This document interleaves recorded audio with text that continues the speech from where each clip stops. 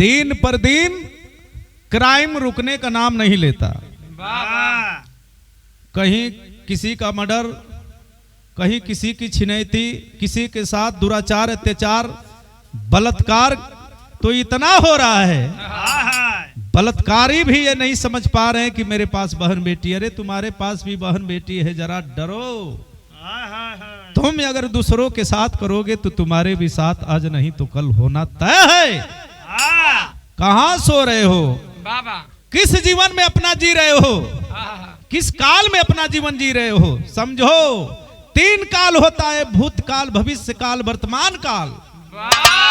ये तीनों चक्कर लगाता है और ये चक्कर कब किसके ऊपर गिरा देगा कोई ठीक नहीं है।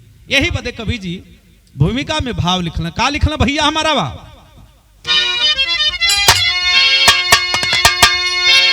दिन प्रतिदिन हैवानियत बढ़ रहा, जुर्म रुकता नहीं, जुर्म थमता नहीं। मौत से क्यों न डरते दरिंदा यहाँ, सांस थमती नहीं, जुर्म झुकता नहीं। खास यूपी में पड़ता बनारस जिला, इस जिले की कहानी करुण वेदना। खून की धार आंसू नयन में भरी, बस यही दिन बाकी केवल देखना।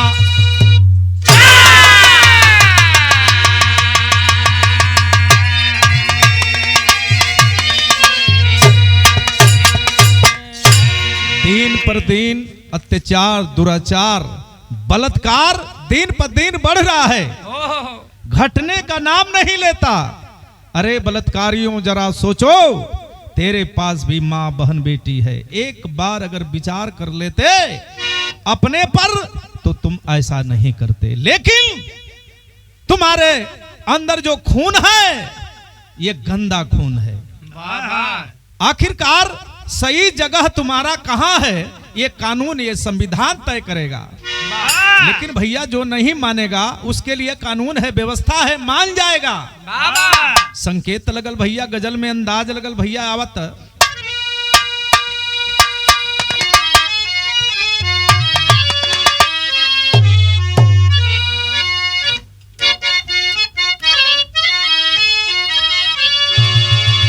भैया हो संकेत था।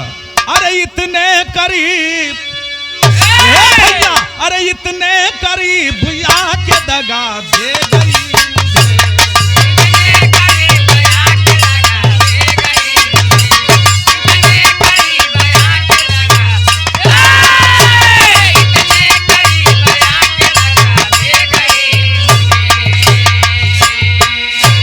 लेकिन ऐसे बढ़िया भाव कवि जी लिखना का? वाह बाबा। अरे कल युग में, अरे कल युग में आज पापी खुलेआम घूम रहे।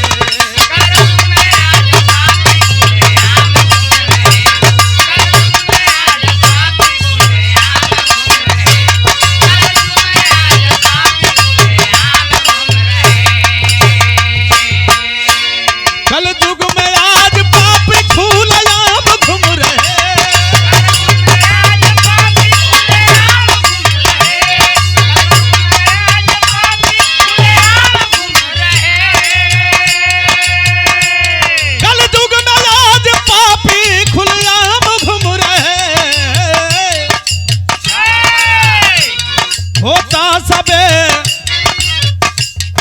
होते सबेर ऐसे जो नकाम घूम रहे, होते सबेर ऐसे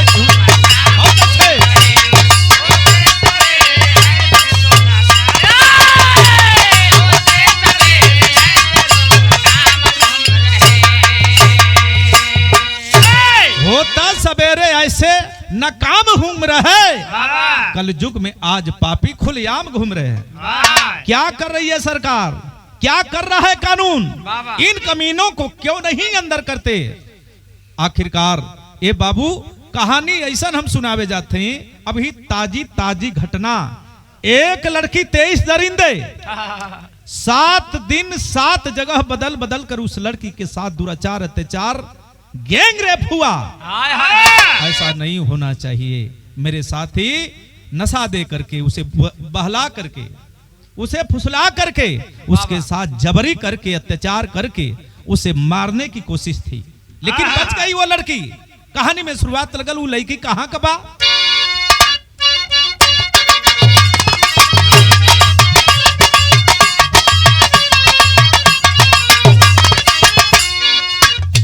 सोचिए हर परिवार वाले लोग सपना सजाते हैं। हर परिवार एक सपना को सजाता है, हर परिवार एक सपना को सजाता है, हर अरमान दिल में आस को जगाता है।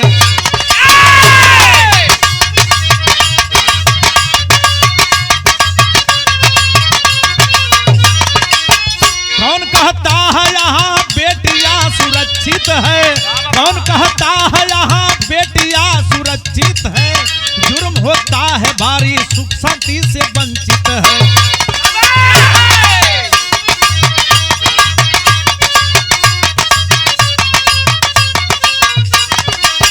घर पर बेटी सबकी क्यों नहीं मन विचार करे, घर पर बेटी सबकी क्यों नहीं विचार करे, कुछ अपराधी बन के पापी वो गंवार चले।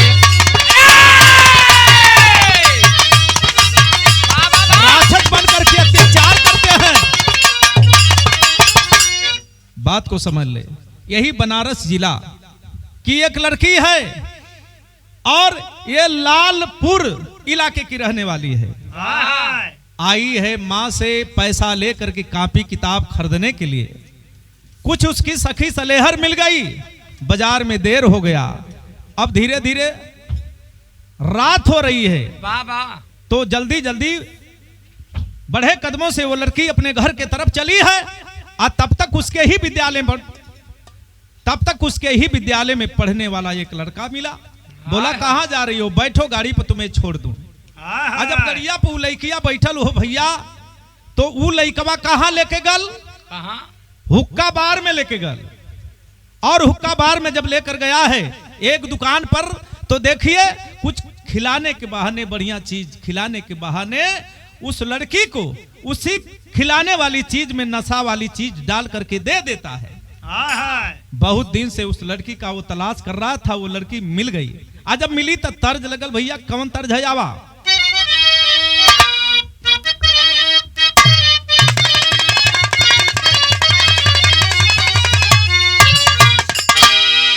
वह तर्ज बा कि पियल शराब गाजा ताड़ी। ये धीरज भैया और सूरत भैया, नील भैया, सुभाष भैया, शोभनाथ भैया, हम तो तोके कुछ दिन जानली कि तू राजभर साहब हुआ। खैर कोनो बात ना, यापन हुआ, कहना पड़ा संकेत लगा। अरे पियल शराब गाजा ताड़ी, हमार पिया मिलना जुआरी।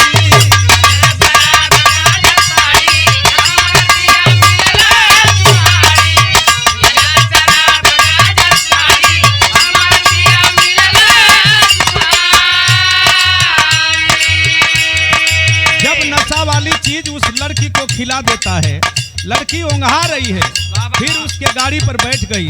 आज जब गाड़ी पर बैठी है तो लड़की से वो लड़का कहता है, संगवा हो चलल लियाई, संगवा चलल बाली जाई, चला हो गोरी देई घुमाई।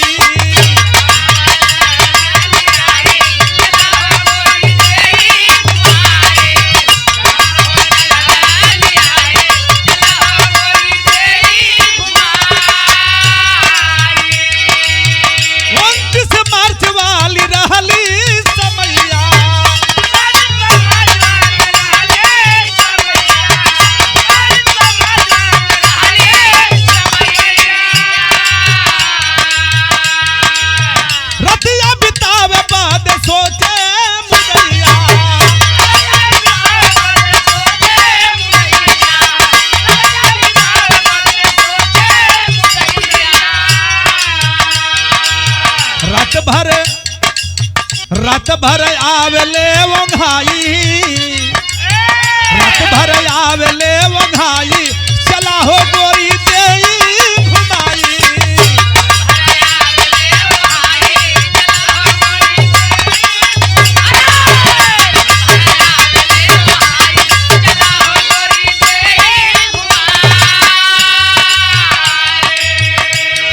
गया है रात में एक रूम बुक किया और उस लड़की के साथ रात बिताया। नशे में चूर है, धूत है, परेशान है लड़की, और ले जा करके उसको रोड पर छोड़ दिया। और रोड पर जब छोड़ा तो उस रोड पर दो लड़के बाइक वाले आते हैं और बाइक वाले लड़के आकर उस लड़की से पूछते हैं, रे लड़की कहाँ जाना है?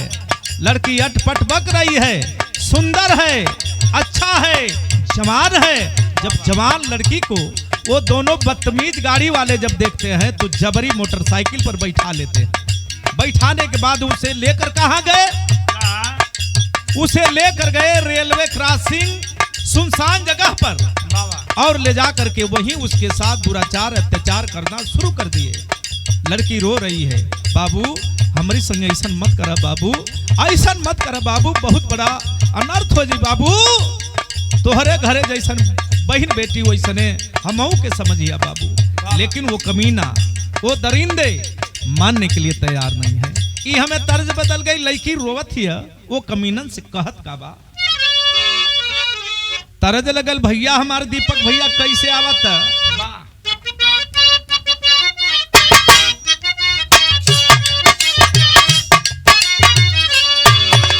दादा पुरनिया लो अपने नाती पोतन के खिलावेला, गीत संगीत गाना भजन सुनावेला, कहानी सुनावेला। कहला कहली कि ए बंदर कूद जा जमुनावा में, कूद जा जमुनावा में, मन लाना कहना मारे,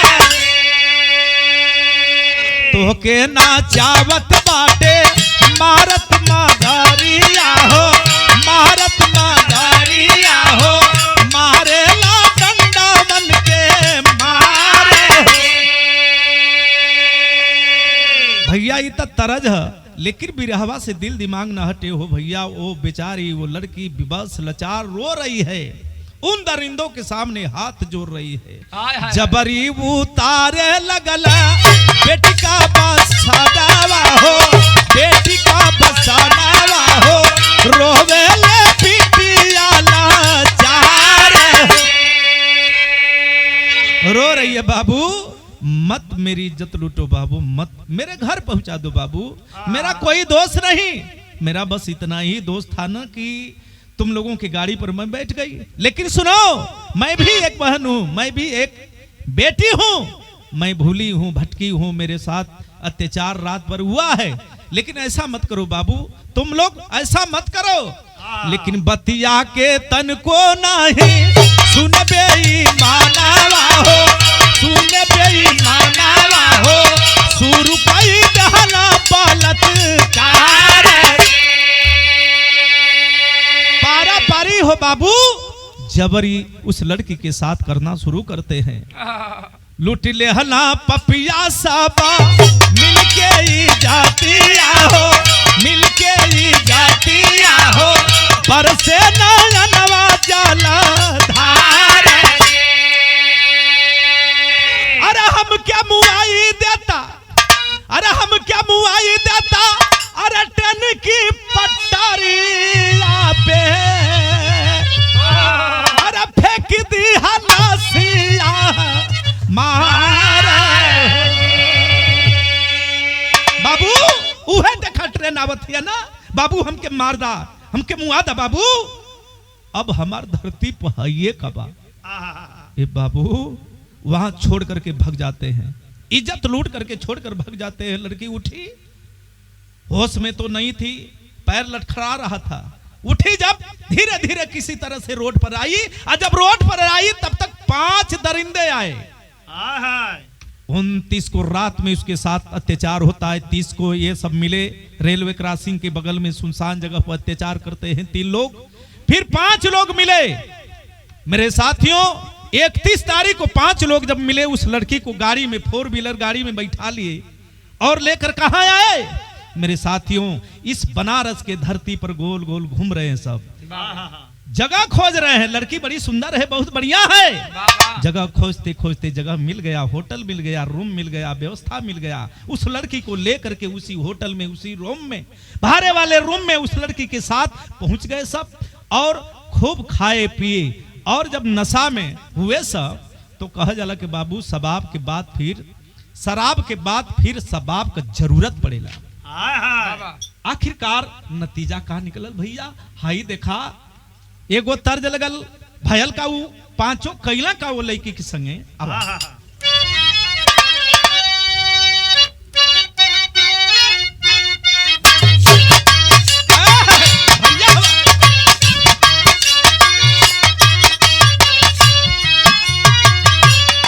यह तर्ज बा हमारे उस्ताद गावल, ए पीरा काशी का नगरिया कितना दूरा पैरन में छाला पड़ रे गायो रे, पीरा काशी का नगरिया कितना दूरा पैरन में छाला पड़ रे, ए पीरा काशी का नगरिया कितना दूरा पैरन में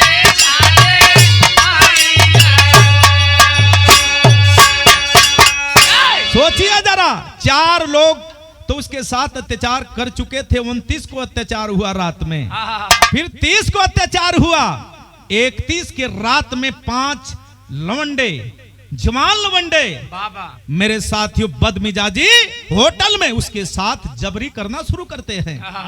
एक लड़की बेचारी विवश है, लाचार है, रो रही है। बाबू ऐसा मत करा बाबू, यही बनारस का हम रहे वाले हैं, हमारे गांव लालपुर है बाबू, हम फलाना चीना घर कहीं हमके घरे पहुंचा दे बाबू। जवन कैला कैला बढ़िया कैला हमके उठा के लिए इला, इहो बढ़िया कैला, लेकिन बाबू हमके छोड़ दा, हमार कौन कसूर है, हम रोडवे ध के जाते न रहली। बेचारी कुछ कह रही है, कुछ समझ रही है।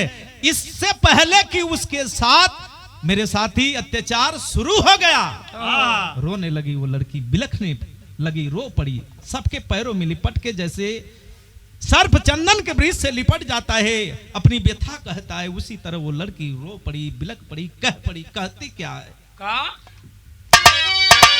ये भैया, अरे ये भैया, अरे बिटिया रो मैलिया तू धार कोई ना मदद कार मिले हो भैया, बिटिया रो मैलिया तू धार कोई ना मदद कार मिले, भैया बिटिया रो मैलिया तू धार कोई ना मदद कार मिला।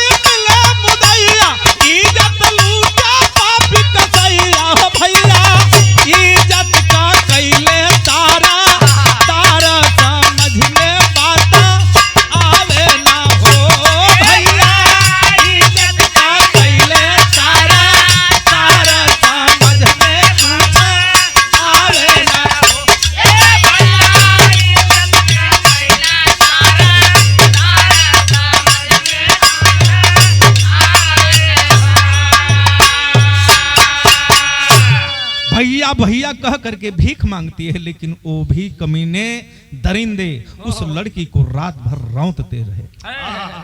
फिर ले जा करके 80 घाट पर छोड़ दिए। 80 घाट पर जब छुटल है वो लड़की पागल की तरह मेरे साथियों बैठी है। तब तक 6 लवंडे आए और जब इस लड़की को देखे तो गाड़ी रोके। कहां जाएगी रे लड़की? कलश बाबू हमके समझ में ना आवत कि हम कहां आई कहां जाई। ठीक गाड़ी में बैठ, हम तुम्हें तेरे घर पहुंचा देंगे। उसको समझ में आ रहा है कि कोई तो कोई फरिश्ता मिल गया। गाड़ी में बैठ गई लड़की। गाड़ी में जब बैठल तो गाड़ी घुमा के कुल लेके गईला कहा ये चौथकी जगह लेके जाल जाते वो लड़की के। सोचा जरा, 3 जगह तो अत्याचार भइबे कयल, अब चौथी जगह वो लड़की जाती है। 1 अप्रैल का समय है, 1 अप्रैल को रात को लेकर के 6 लवंडा फिर उस लड़की को चल देते हैं। आज जब चलना है, बेचारी को समझ में आ गया कि आज भी मेरे साथ दुराचार अत्याचार होगा। टेरी में भाव लगल, रोवे लगल। का कहतिया भैया हमार,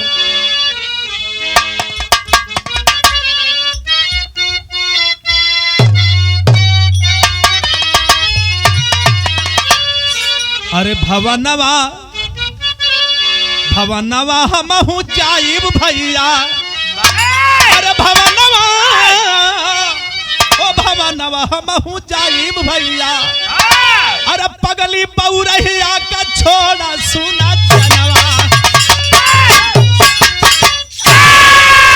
बाबू हम पागल हई, हम बबुरैया ही, हमरे संगे ऐसा मत करा बाबू। वो गाड़ी में छेड़छाड़ शुरू कर देहला, फिर खोजते खोजते खोजते बाबू चारों तरफ गाड़ी का चक्कर लगाते बनारस के अंदर ऐसे जगह पर लेकर गए जहां कोई किसी प्रशासन शासन से मुलाकात ना हो।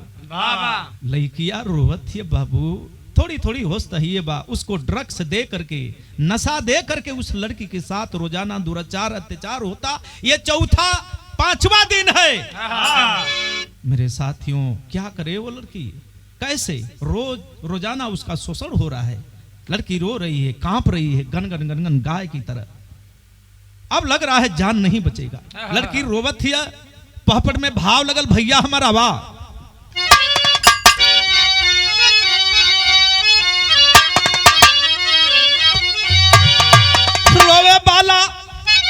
रोवे बाला बिगड़ल मोर समैया हमरे बाबू हो, केहू नहीं मिले मोर समैया हमरे बाबू हो, केहू नहीं मिले मोर समैया।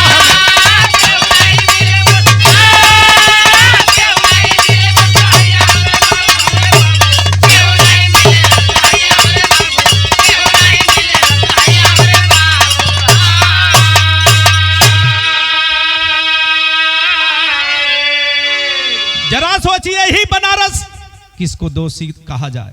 शासन को दोषी कहा जाए, प्रशासन को दोषी कहा जाए।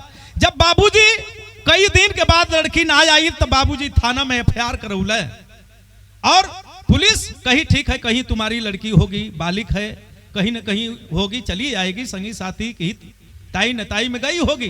पुलिस उतना संज्ञान नहीं लेती इस मामला को। उसको क्या पता कि उस लड़की के साथ क्या हो रहा है। लेकिन इधर लड़की के साथ ये बाबू अत्याचार पर अत्याचार, दुराचार पर दुराचार, बलात्कार पर बलात्कार हो रहा है। 1 अप्रैल का समय चक्र करे तब बर्बाद हो, अरे जे मिलेला लूटे खाली, अरे बिटिया कमर याद हो, अरे फिर उठौला 3 पापी का सैया ते समैया हो, अरे केहू नहीं मिलेला सहाया ते समैया हो।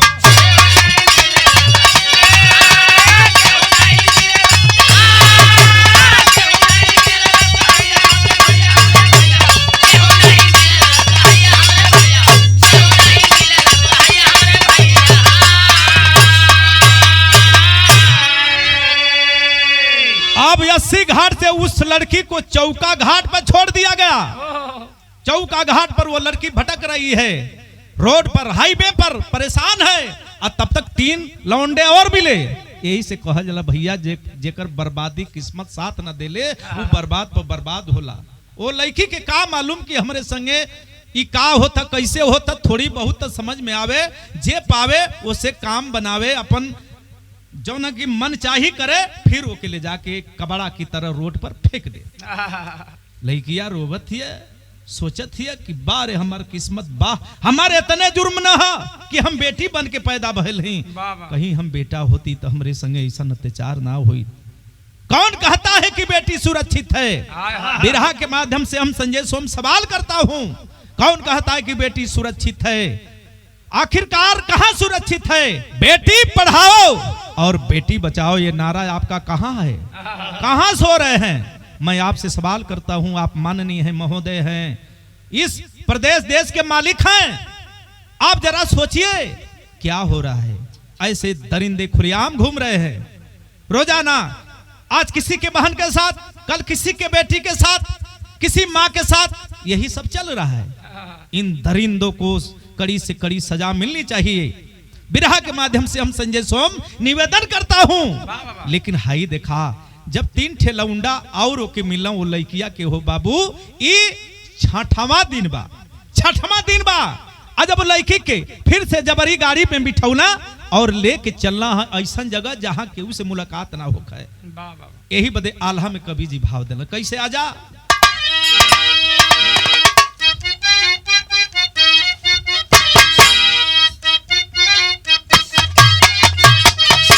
अरे धोखावे पा धोखा होला, ए डल्लू भैया, धोखावे पर धोखा होला, अरे जखम पर जखमवा हो भैया।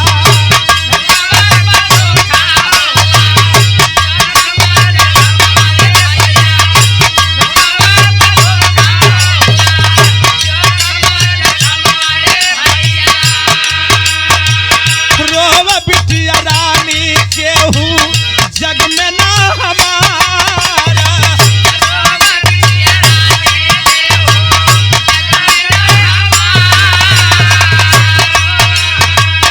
दुनिया परे लवाली रहली तब समैया हो भैया।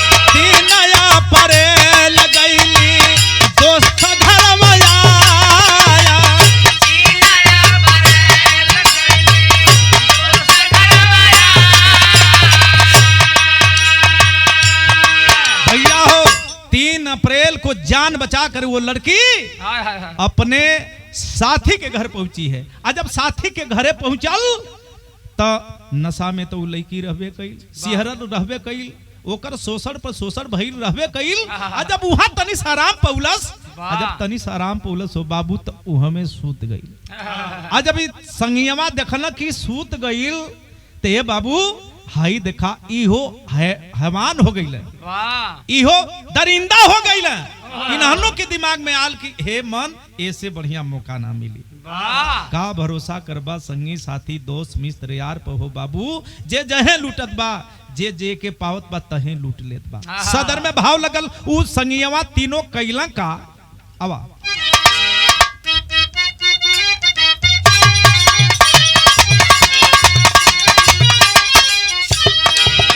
अरे तीनों तब साथी दोस्त बनी गईला घाटी,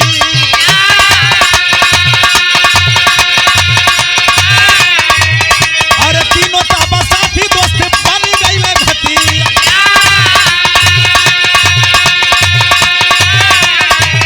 अरे मिल के इज्जतिया के लूटे पता कहा,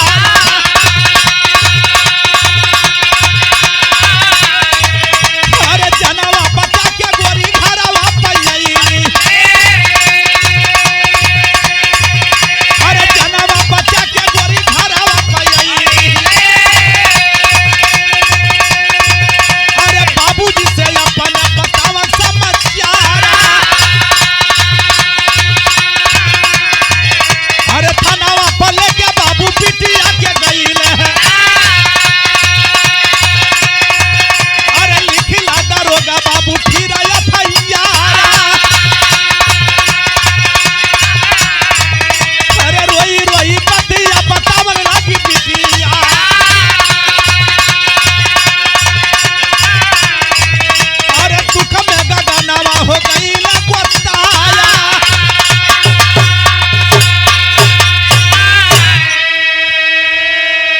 भैया हो क्षण भर में ही मीडिया पत्रकार भीड़ लगा दिए। लड़की बता रही है साहब बाजार से लौट रही थी, एक लड़का मेरा साथी राज खान नाम का मिला, मुझे मोटरसाइकिल पर बैठाया, हुक्का बार में लेकर गया। रात भर मेरे साथी मेरे साथ अत्याचार दुराचार किया, सुबह रोड पर छोड़ दिया। इसके बाद कुछ लोग आए, वो उठाए, रेलवे क्रॉसिंग के पास ले जाकर मनमानी किए, मुझे जान से नहीं मारे। फिर रोड पर आई, फिर कुछ लोग मिले। इतना नहीं बाबू, मेरे साथ 23 लोगों ने मिल करके दुराचार बलात्कार किया है। ये पहला ऐसा मामला है भारत के अंदर, एक ऐसा बड़ा मामला, इतना बड़ा अत्याचार दुराचार। आखिर ये दरिंदे बच जाएंगे तो आज किया है, कल और किसी के साथ करेंगे। तो हम सरकार से निवेदन करते हैं कि फिर वह फुल्लन देवी के इतिहास को दोहरा दिया जाए, ये दुराचारी अत्याचारी बचने न पाए। सरकार से हम कलाकार हो, मीडिया हो, पत्रकार हो, सभी लोग आवाज देते हैं, कमेंट पर लिखते हैं। अभी अभी 9 दोषी पाए गए हैं, इमरान से लेकर के तमाम मेरे साथी कौन कौन इसमें शामिल है, साजिद से लेकर के, दानिश से लेकर के, रवीश से लेकर के, कितना नाम गिनाया जाए। 23 अत्याचारी बलात्कारी हैं। लेकिन निवेदन है, मीडिया, कलाकार, पत्रकार, कमेंट करने वाले लोग निवेदन करते हैं इस सरकार से, इस व्यवस्था से, कानून से। एक बात कहा जाता है बिरहा के माध्यम से, कहल का गईल, कवि जी खड़ी लाइन में भाव लिखल का,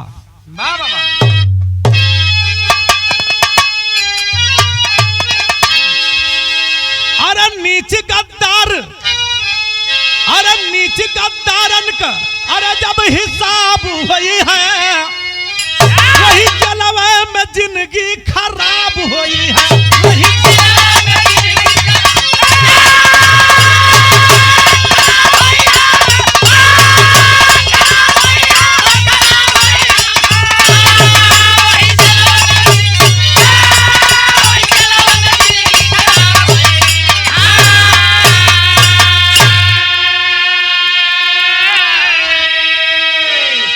चंद्रकांत मीणा साहब बहुत बड़ा आला अफसर, उन्होंने आदेश किया किसी भी तरह से छानबीन होनी चाहिए, सच्चाई का पता लगाओ, पूरा वीडियो कैमरा खंगालो, रोड पर जितनी गाड़ियां जा रही है, किसका नंबर है, कहां का है, कौन कहां कराने वाला है, पता लग जाएगा बहुत जल्द। सरकार चक्कर में पड़ गई है, पूरी मीडिया, पत्रकार, सनसनी फैलने में टाइम नहीं, चारों तरफ इस बात की खबर फैल करके चारों तरफ कोहराम मचा हुआ है।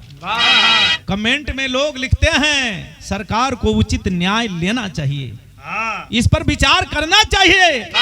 अरे लिखे सब कमेंट, अरे लिखे सब कमेंट, दे दो पपियन के फांसी, अरे जैसे फूलन देवी बनी गई सुना झांसी।